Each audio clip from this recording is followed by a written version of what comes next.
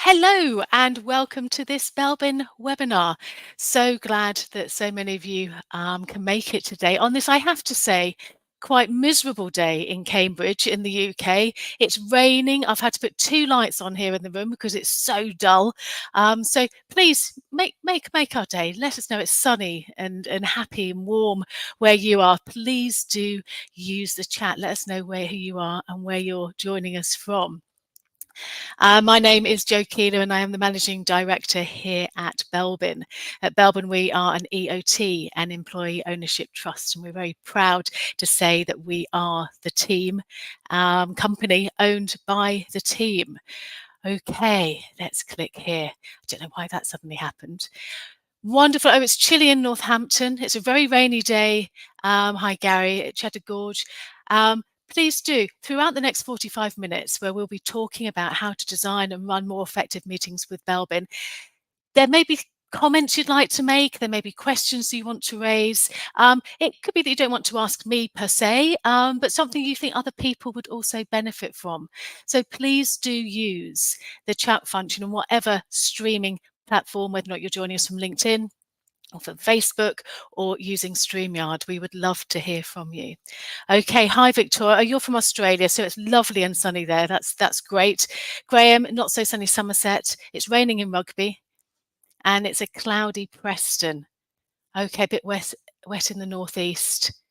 No, Mark, don't put the heating on. It's only the beginning of September. Put another jumper on. Find some woolly socks. Okay, so let's make a start. Belbin and meetings, a combination that hopefully will make your meetings more successful. A little bit of housekeeping before we get into the subject is, yes, this is being recorded. You'll be sent an email automatically after we press the stop button, but sometimes it goes into your spam. So what we will do is follow up with an email either later on today or tomorrow morning with the recording, and then anything that may have come from this webinar, links to articles or anything like that as well, we will put in there. So don't worry, you can just listen. You don't have to take notes. You will be able to watch it again. So I'm now distracted by everybody coming in. Sylvia, it's lovely to see you. You're there in New York. Glad to hear it's sunny. That's lovely, isn't it? Okay, so what are we talking about? Well, we're going to spend about 45 minutes talking about meetings. Why are we talking about meetings? Don't we spend enough blinking time in them? We don't want to talk about them as well. Well, last month, for those of you who joined our webinar when we were looking at burnout, we stumbled across a really great article from HBR. And the article was looking at burnout, and it was saying it was already there before the pandemic, but actually it then really accelerated afterwards. I mean, that makes sense, doesn't it? It was a great article. It was called Beyond Burned Out by Jennifer Moss. Here we go. I'll put the link in the email that we send out. And they said one of the reasons why it accelerated so much after burnout was, after COVID, was actually we allowed more meetings and unhealthy levels of screen time. We've had meeting fatigue forever. It is not a new phenomenon.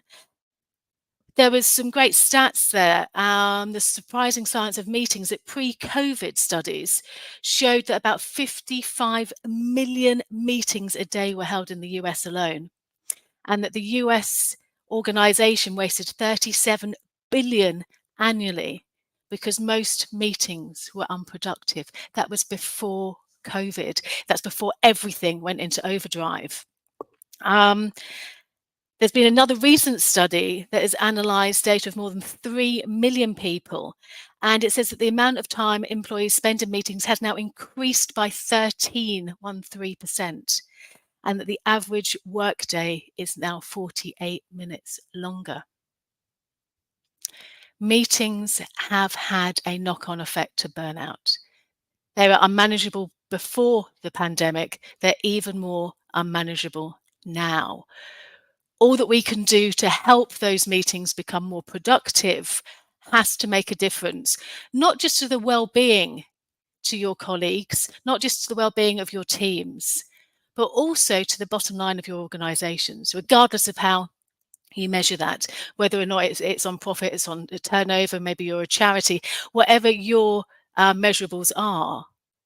Spending time looking at the effectiveness of your meetings is going to be time well spent. It's interesting, isn't it, how one presentation, one webinar, one piece of research, links to another. So please do go back to our YouTube channel if you would like to look at any of the other webinars we've recorded, especially the one last month when we talked about burnout. Now, those of you who are accredited, you will know that you have a lovely area of resources on the Belbin online platform called Interplace, on Interplace 8. And on that platform, you can download your free copy of, here we go, How to Design and Run More Effective Meetings with Belbin. It's there for you. Because you're Belbin accredited, we have the resources. But please stay, because we're going to be looking at this from a slightly different perspective to the how-to guide that is available to you. But in that how-to guide, we look at some other stats. And again, they're from Harvard Business Review. And it was looking at the amount of time people spend in meetings per week. 23 hours per week for executives, 35% of the working week for middle managers, and 50% of the working week for senior managers. I have to say that this resonates with me. I've been in a different position now for almost 2 years since we became an EOT. I'm spending more time than ever in meetings. I'd say it's slightly higher than 50%. I'd like to think that the meetings I'm in are highly productive, obviously, but they're not all of them are. Let's be honest. So we spend a lot of time in meetings. So it's important, again, that we get this meetings bit right. We spend so much of our working lives in there. Hopefully, we've made the case. Hopefully, we've made the case that this is something that we need to take care in ensuring that our managers, our teams, understand the importance of meetings. And of course, online meetings, we can bring this in as well, because virtual meetings, I'd say even more tiring due to the fact that you can't always see that body language. Everybody just comes in, because just another rectangle. It's quite easy to perhaps put a lot of people on virtual meetings. Lots of social cues are missed. So this is as relevant for virtual meetings as it is for face-to-face meetings. So we've made the case. So we're going to do a little bit of theory first. Then we're going to look at each of those team roles and how they contribute to meetings, what happens if you have too much of those behaviours, but not enough of those behaviours, and how you can sometimes pick up on those behaviours using the Belbin Team Role language. And we'll be looking at a few reports to see how you can get that information, how you can use that. So Belbin isn't just a theory, it is actually a practical tool for your toolbox. But a bit of theory first. As you know, Belbin is a theory and research-based tool. The Belbin Team Roles came about from 9 years of studying teams and trying to work out why some teams are more successful than others. Hypotheses were thrown up and thrown away, and eventually, after all that time, they found that there were 9 key clusters of behaviour, 9 team roles that a team needed to be successful. Not 9 different people, because we can all play many different hats, but what the team needed, and this is the beginning, this is the starting point. What does the team need? It needs those 9 clusters of behaviour. But the research doesn't just stop there. Meredith and his team at the Industrial Training Research Unit, before Belbin as a company even started, continued with a lot of research based on a lot of his consultancy work they were doing, a lot of work they were doing overseas. And Meredith actually looked at meetings, and he wrote a lot about meetings in his 3rd book, Beyond the Team. I don't know if any of you have ever seen a copy of that. I think it may be out of print now. Perhaps we ought to do something about that. And what does he say about meetings? He says, well, while some meetings serve a legitimate and important purpose, the case for other meetings is often marginal or worse. There is some evidence to suggest that meetings can occur as a compensation for lack of clarity in the construction of jobs. With no clear mandate, people hesitate to engage in any proactive activity. The only way to decide anything is to have a meeting. Formless organisations also cherish meetings in the absence of any clear reporting relationships or clear statement of responsibilities. Meetings also exist for social reasons. They counter the sense of exclusion and anonymity. They satisfy the ethical needs of those who believe that everyone is entitled to a personal involvement. And that's interesting, isn't it? Some meetings are very productive. Some meetings are there as a byproduct of your organizational design, about the clarity of understanding your roles, the clarity of understanding where the responsibility is. Perhaps if there isn't that social element within your organization where people can just talk and feel part of, that's where meetings are being used as well. So sometimes meetings are being used for a multitude of reasons, not all of those reasons being effective and having that positive impact on the bottom line. Now, I love these. These are three things that came from the work that Meredith did. It looked at his observations. And the key thing he said about meetings, they should be designed for a purpose. There needs to be a reason for the meeting. So before you even think about the who's, the how longs, the size, or anything like that, is what is the purpose? And that purpose needs to be clearly defined, especially in terms of exact outcomes. So a meeting could be there, for example, because we need to problem solve. This has happened and we need to come up with a solution to the problem. That's a good enough purpose, a good enough reason for the meeting. Well, is it? What is the outcome? How is that linked? You have a problem. By the end of the meeting, did you want to come up with various ideas of how to solve that problem? Did you want to have agreed on which idea that you wanted to go for? Or did you want to try and come up with ideas, agree the way forward, and then start implementing it? This is important that we get this to start with, because we need to ensure that the meetings are there just for a singular purpose. Because once you try and combine different purposes, it gets confusing. One meeting, one purpose. One meeting to come up with the ideas, another meeting to work out which idea is going to work best, and another to work out an implementation plan. Because the purpose affects and impacts directly on the types of people that you need within that meeting. It also has a direct effect on the way that meeting should be set up. So this is something we say about everything, isn't it? The more time you can spend, and you can empower your managers to spend before the meeting is in the schedule, before everybody's getting that notification, is to have complete clarity about the purpose and what the expected outcomes are. How far down are you looking for down the decision-making process, for example? Make sure that you have one meeting, one purpose. The other element that Meredith talks a lot about is it's really important when you look at size. So the more people present, the shorter the meeting should be. And we're going to talk about that on the next slide. The more people present, the shorter the meeting should be. And I think we can just think immediately of some examples, can't we? When we've had a meeting with perhaps 3 or 4 people, perhaps it's been a strategic meeting, or it's been a problem solving, you name the scenario, and everybody has equal contribution. Everybody's voice is being heard. There's more dialogue, isn't there? There's more interaction.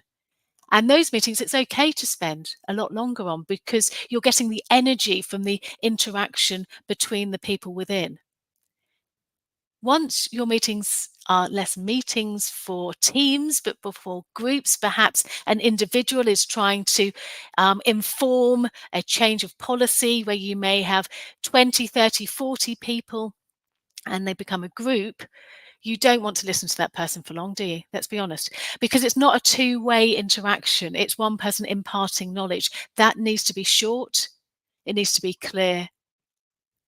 The longer, you just see, don't you, people's screensavers go up, and it's not a productive, it's not an effective meeting. There are many, many different frameworks for meetings. I'm sure you have your own frameworks that you use to be able to decide what type of meeting it is, how many people need to be involved.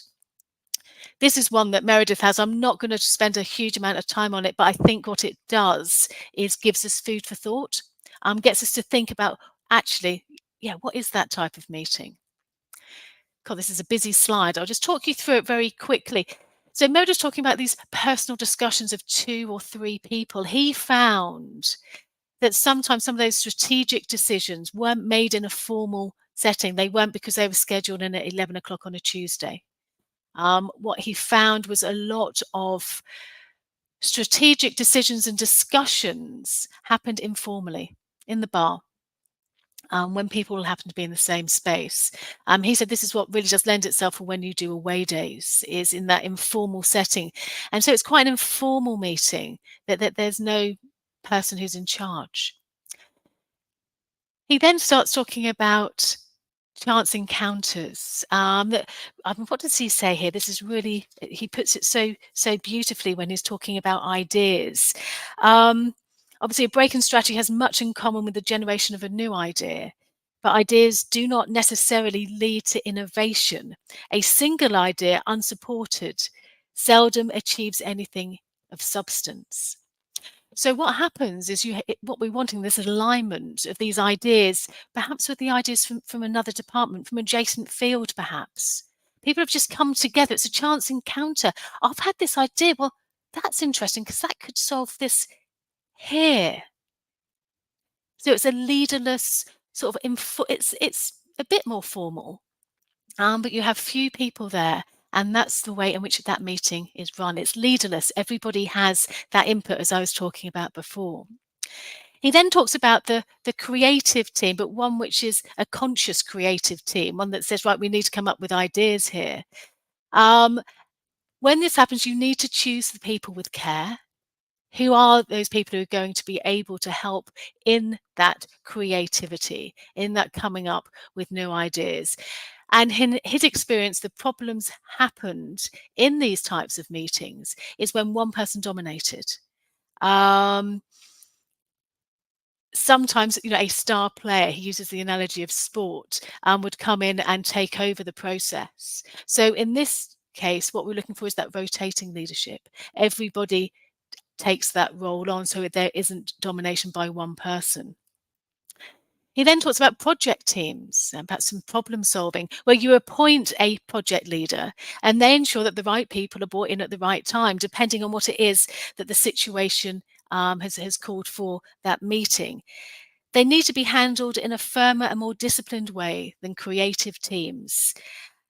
And the project leader will need to be appointed. They need to have those personal qualities, but also the knowledge of what it is that's being discussed. You'll see those numbers there are really key. After that, we go into the word group.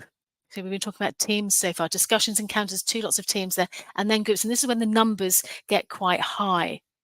So what we're looking for operational planning, you have a project coordinator.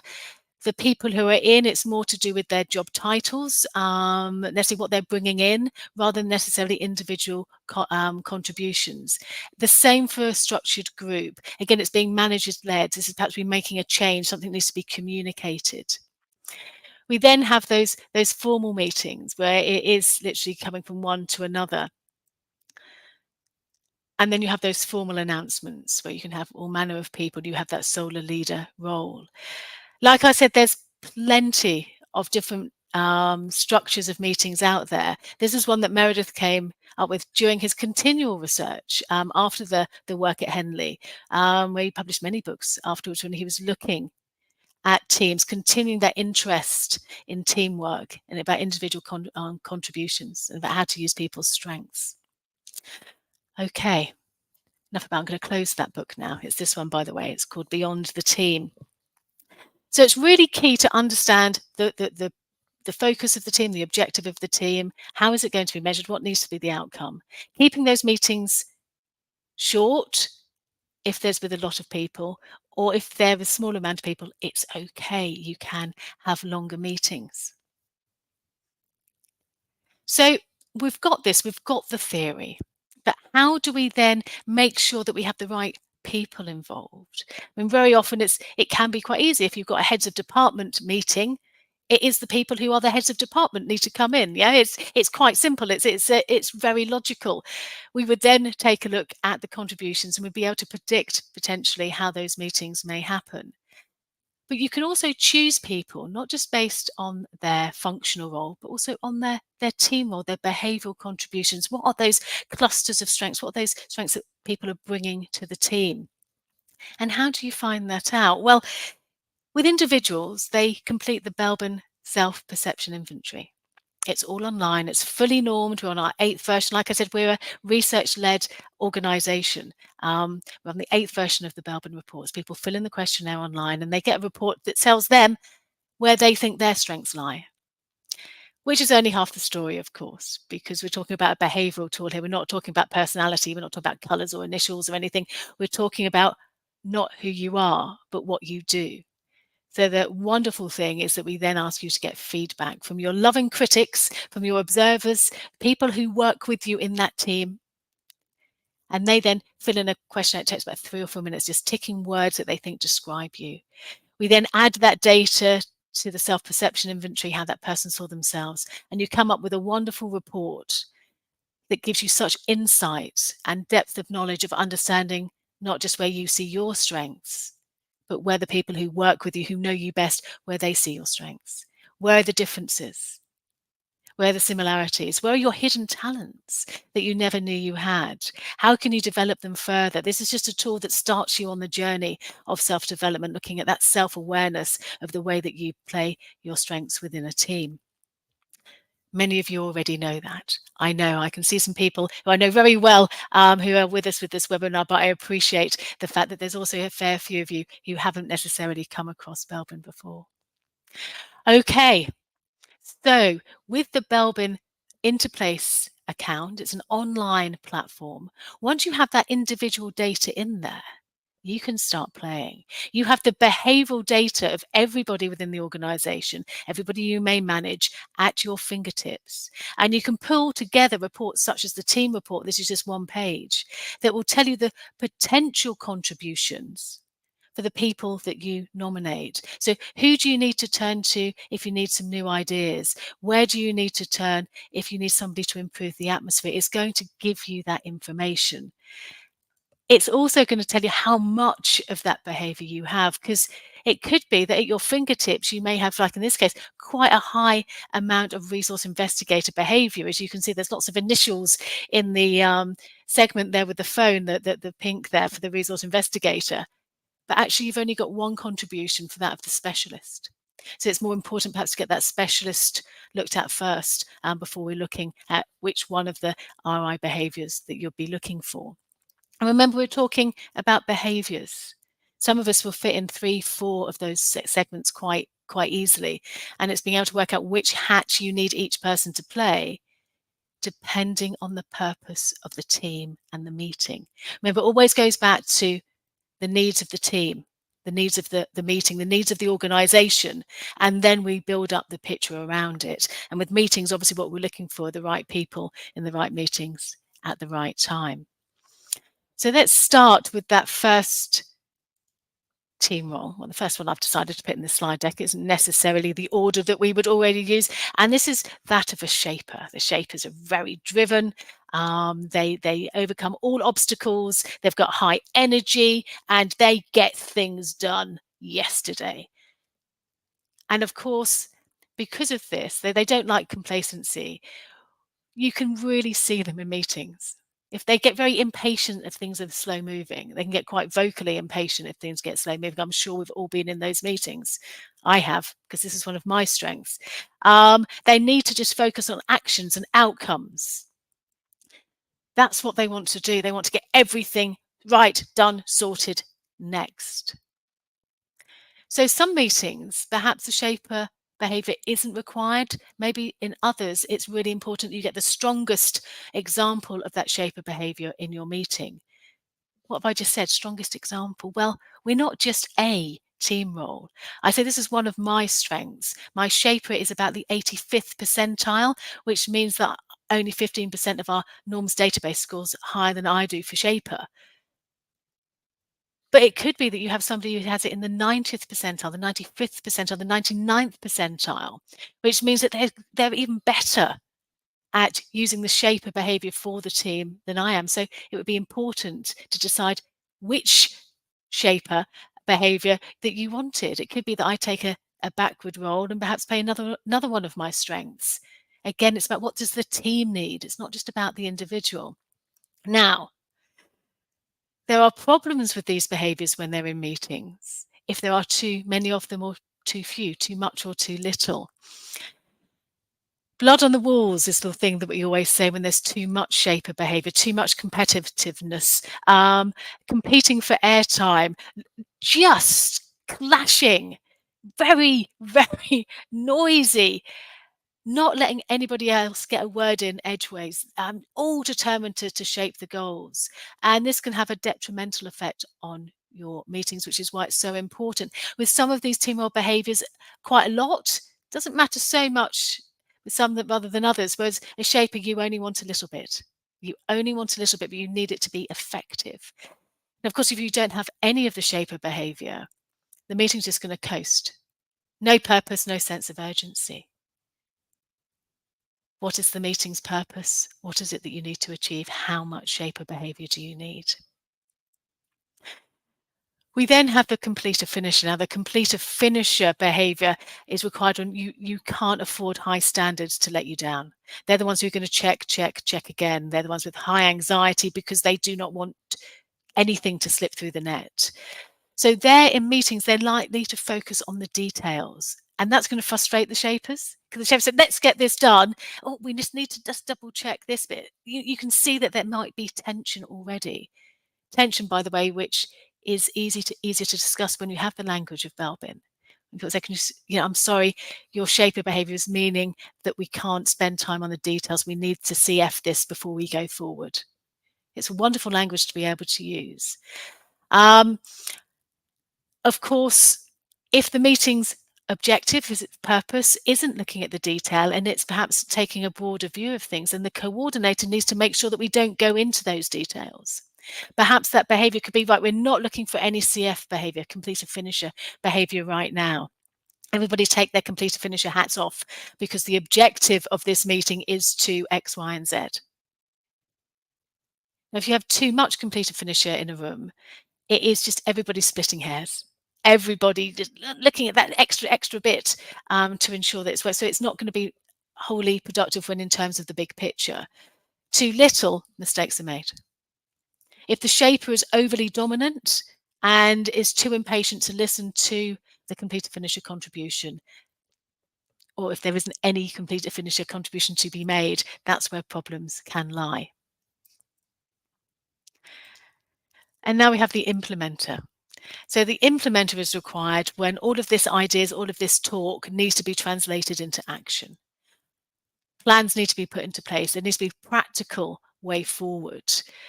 They will want to talk, therefore, about practical stuff. How? It's all very well talking about these things, but what does that look? What do you want me to do? How are we going to implement this? How are we going to plan? How do we share this work?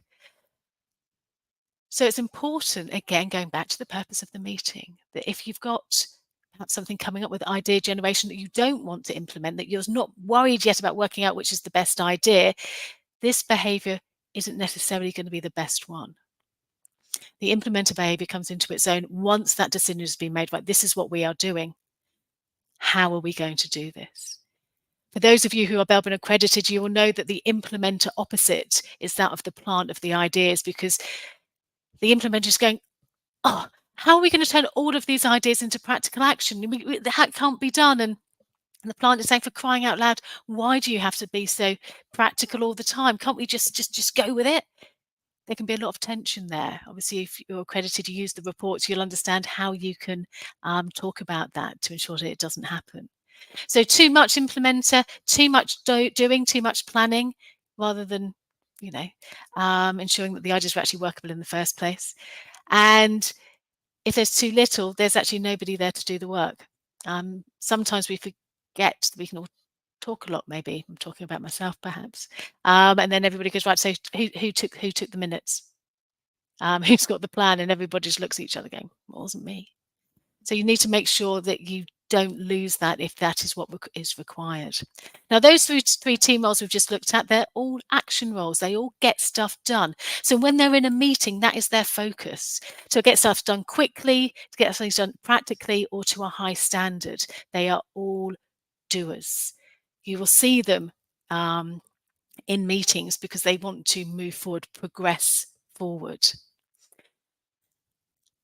I've just put this slide in here because these are some screenshots from the Interplace 8 Belbin platform. And once you've got that data in, you can produce the team reports, but what you can do is play with the data first, and you can decide who's available, who do you want, which behaviors do you need, who's going to get that by clicking these buttons. I was going to do this live, but it wouldn't have worked, would it? You know, the internet would have gone down. It would have been horrible. So you can play around with this. So you really do have this data to be able to use to ensure that the teams that you're putting together have the behaviors that that the teams need. Okay, just thought I'd show you that because it's a wonderful, really interactive tool that you can use to play around with the data before you go forward. So the next team role, team workers. They're needed because they have a great sense of empathy. They are wonderful at listening. When the atmosphere needs to be improved, you need to bring in the team workers. If you want to know what people internally are thinking about something, you need to bring in the team workers. They're the ones who will be they've got like the pulse of the organization, of the team. They know what people are thinking and feeling. They, however, may struggle to communicate their own views because they don't want to upset anybody. So if it's a quite controversial meeting, it could be hard for that team worker to make the contribution you need them to make. During COVID, and still when we're online, when we're not seeing people so much face to face, to get that feel of how everybody is, this is a wonderful way of bringing in that team worker behavior. Ask them to find out for you. Too much team worker in a meeting, it means that everybody gets on, but nobody wants to upset anybody else. So potentially that healthy conflict doesn't happen. It could be under the surface because people don't want to bring it out, don't want to be confrontational. Too little, and you've got the opposite, where people are real arguments going, and there's no gel to keep the team together. So it's important again to make sure that the team worker, and also I think with all of these team role behaviours, it's not just a case of saying, well, I know that I've got them, they're all in the team to go and do your job. Everybody needs to know which role that they are playing and why in terms of that particular meeting. I want you, Tracy, to go in with your team worker hat because I know there may be some tension between Jill and Stuart, and I want to make sure that the outcome is what we need. So can you make sure that you're playing that team worker role? People need to understand the contribution, not just be assigned it. They need to understand the contribution that they need to make. And that's where those individual reports are so useful because they have so much rich advice for people to really understand how to play that role to best effect. Coordinators. They're the ones that know what the meeting is about. They're great at delegating. They'll bring people in at the right time. They're the most appropriate person to ensure that everybody has a chance to speak. They're the natural chair. It doesn't mean they have to be the chair. It really doesn't. And in fact, the coordinator role, we talk about behavior, and behavior can be learned, is the coordinator one is people can learn this behavior quite well. It's something that comes with maturity as well, especially when you have a team to delegate to. Now, if you have too much coordinator within your meetings, of course, what happens is everybody wants to chair. Everybody wants to delegate. Everybody's got the feet up on the desk with a cup of tea. But there's nobody actually actioning anything. Too little, and what can happen is the meeting can get quite fragmented. It can go down lots of rabbit holes because nobody's really holding that broader view, and there's no consensus in any of that decision making. So it's really important to ensure, again, that role has been designated. You can rotate these roles, of course, depending on, again, what that team's there to achieve. Resource investigators. Now, they're the ones who sometimes aren't at the meeting because they're off doing something else, and they're very hard to tie down. But they're the ones who know what's going on outside of the organisation. They're bringing that information in. They're likely to be enthusiastic. The thing with resource investigators in meetings is because they're so enthusiastic, they've seen so much stuff, they want to share it, so they can be quite over talkative. And we found this a lot, especially when we were all just rectangles on a screen, is that the dominance of the resource investigator and sometimes the shaper just screamed through. They're the ones who just wouldn't let anybody else say anything. So if you've got too much of that resource investigator, everybody's talking over each other. Nobody's really listening to each other. You're just waiting for a gap to be able to put your point in. Nothing's followed up. Lots of just like a buzz of energy, a buzz of ideas, and then off it goes again. It disbands. But too little means that you're not really engaging with what's happening outside. You can be a little bit too inward focused in your meeting. So it's important to get that perspective. With each of these team roles, we have those strengths, but we also have the allowable weaknesses. And being over talkative is an allowable weakness of a resource investigator. You'd expect it. But it doesn't mean you go, oh, that's fine then. You need to be aware of that allowable weakness. Again, those Belbin individual reports will help you understand that. They need to understand that actually sometimes it is better just to be quiet.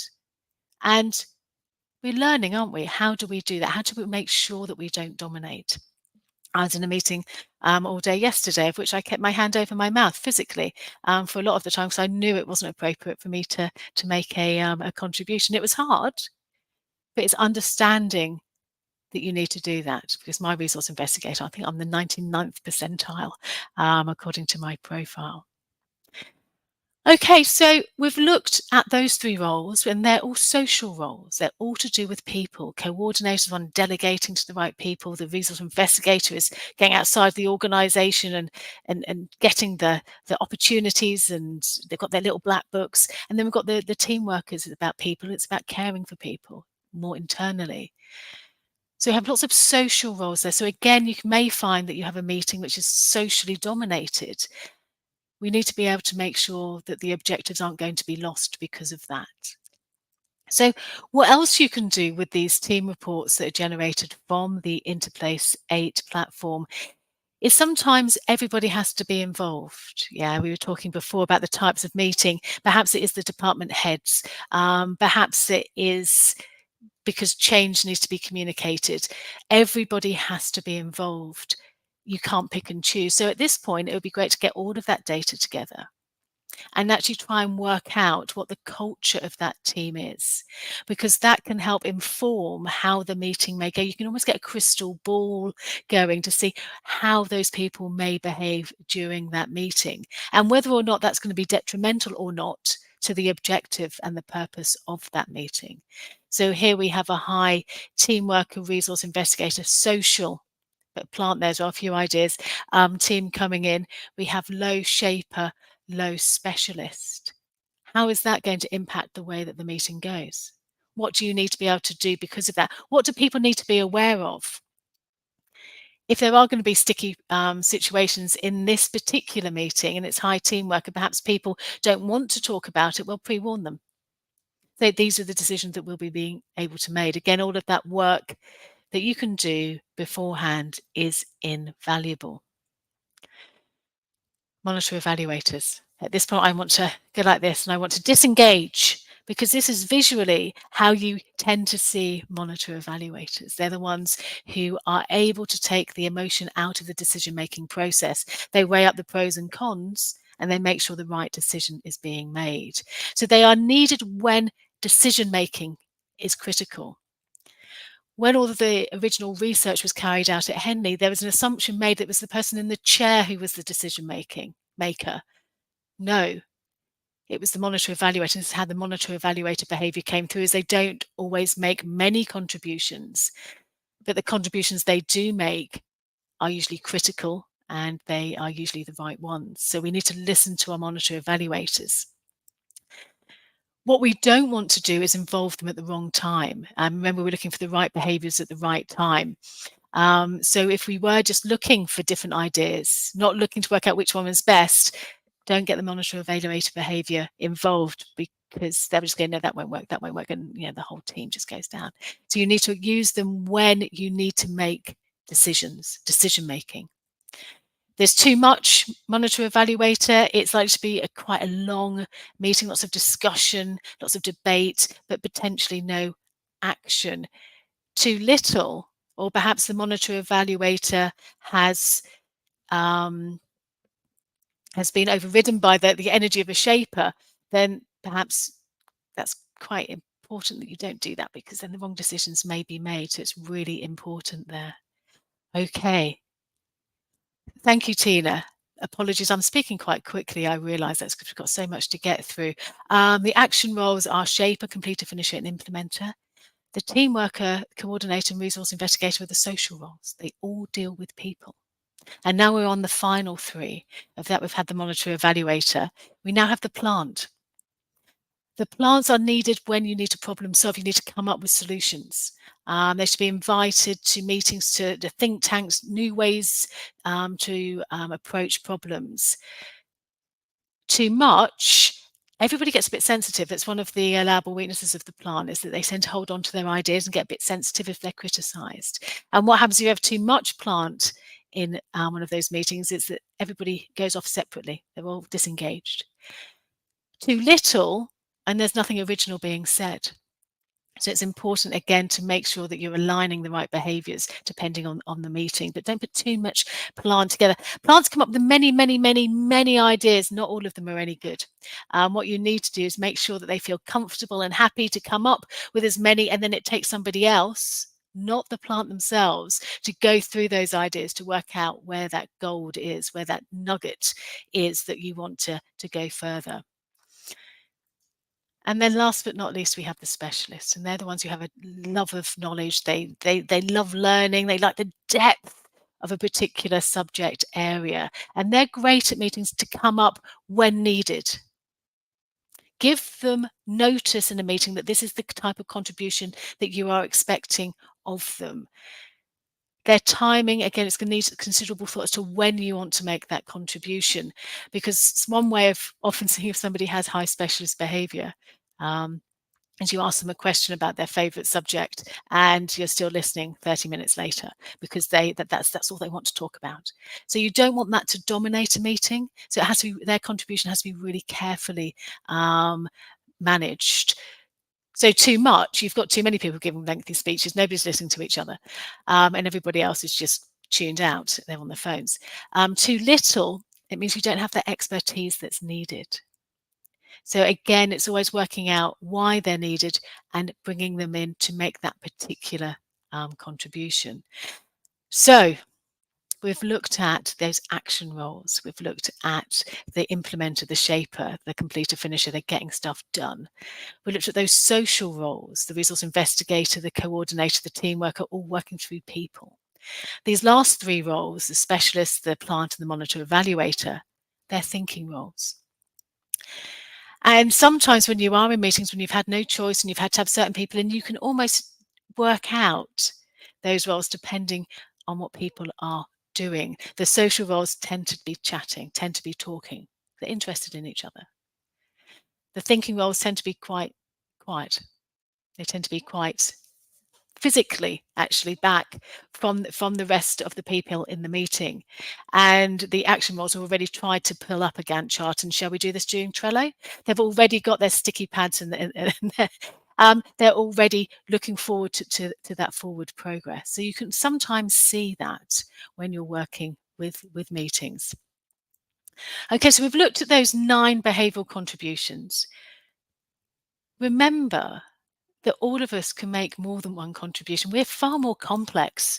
We're a whole myriad of these 9 behaviours. So it could be that you're being asked to play several roles throughout the duration of the meeting.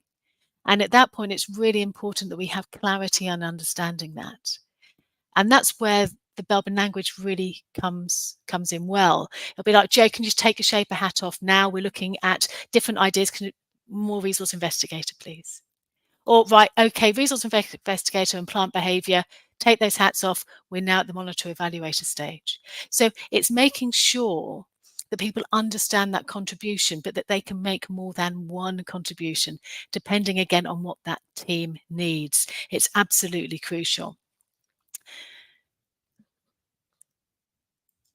I'm just going to finish on this, actually. These are those 9 team roles, those 9 team role behaviours. I had the absolute luxury. which actually I think I need to revisit because it was fabulous. About 12 years ago, I went to New Zealand and Australia actually to help launch the 7th version of the Belbin reports. We're now on the 8th, and I feel like I've missed out on a trip actually. Anyway, I was in New Zealand where our distributors had put together a wonderful conference where all of their customers were demonstrating how they have used Belbin most effectively for their teams. One of those organizations said or started with the statement that they had reduced the time that they spent in meetings by 50%. Obviously, they had everybody's attention the second they said that. And of course, everybody thought it must be some amazing way. How have they used Belbin differently? What have they done? And they said quite simply, we have a team circle. This is what this is. On all of the walls of our meeting rooms. Every meeting room has one of these in there. And once we've checked the purpose of the meeting, why we're there, etc., we ask everybody to put their top 2 or 3 team roles plus the percentile in the team circle. So we can immediately see, we can predict, we can get our crystal balls out about how that meeting is going to go forward. We can immediately put things in place to ensure that if we do have far too much resource investigator behavior, that we don't talk. It could be that we don't have any strong implementers, so somebody will actually say, right, who's going to be planning the next steps? They use the language to be able to predict what's going to happen and to then do something about it so that these problems don't actually exist. And they said it meant that they spent 50% less time in meetings. And I'll tell you what, if we could all do that, I think the world would be a better place. I think that we would all feel a lot happier, a lot more engaged in our work, and our organization's bottom line would definitely see the impact. Meetings. We spend too long in them. It is unproductive. We need to spend more time at the beginning to work out what is the purpose of the meeting, who needs to be involved, to make sure we don't have too many people, to make sure that objective is really clear. And once we spend more time here, we can start planning what that meeting should look like. We can invite the right behaviors. We can make sure we've got the right leadership in place. We can make sure we've got the right timings. Using the language of Belbin, which is more than just a theory, these reports and this data is critical that we can use this. We can use the understanding that we have of behavioral contributions to make our meetings far more effective. Thank you so much for your time. It has been wonderful to see so many of you on this webinar. You will be able to see it again when we send out the recording. Please do get in contact if you would like to be able to harness the language of Belbin and the Belbin reports, this interplace package that we've been talking about to help your meetings become more effective. Thank you very much indeed, and have a lovely rest of the afternoon. Take care.